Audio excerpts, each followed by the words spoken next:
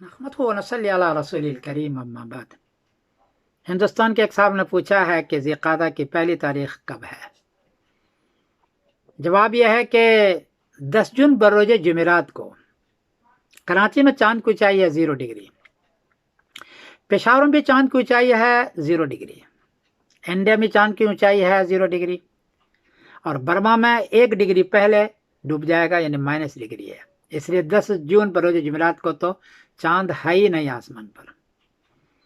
11 جون بروز جمعہ کو کراچی میں چاند کی اونچائی ہے 11 ڈگری، پشاور میں چاند کی اونچائی ہے 10 ڈگری، انڈیا میں چاند کی اونچائی ہے 11 ڈگری، اور برما میں چاند کی اونچائی ہے 10 ڈگری۔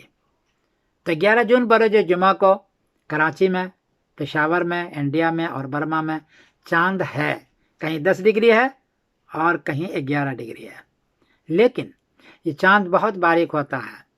11 ڈگری یا 10 ڈگری کا چاند جو چھوٹا ہوتا ہے، بہت جلدی ڈوبتا ہے اور بہت ہی باریک ہوتا ہے، اس لیے ہو سکتا ہے کسی کو نظر نہ بھی آئے، لیکن چاند آسمان پر ہے، چاند نظر آئے گا، لازمی طور پر ہے آسمان پر۔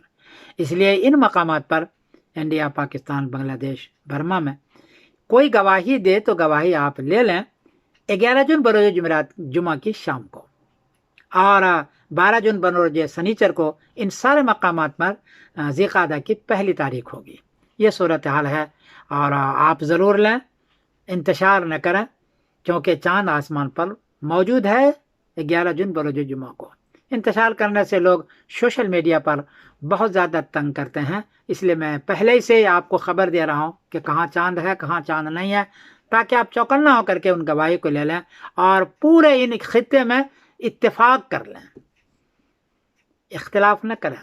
تو 11 جون بروز جمعہ کو چاند ان مقامات پر ہے، کراچی، انڈیا، برما، پشاور میں لیں اور کر لیں آپ، اور 12 جون بروز سنیچر کو ذی قعدہ کی پہلی تاریخ کریں۔ میں سمرت قاسم بول رہا ہوں مانچسٹر انگلینڈ سے۔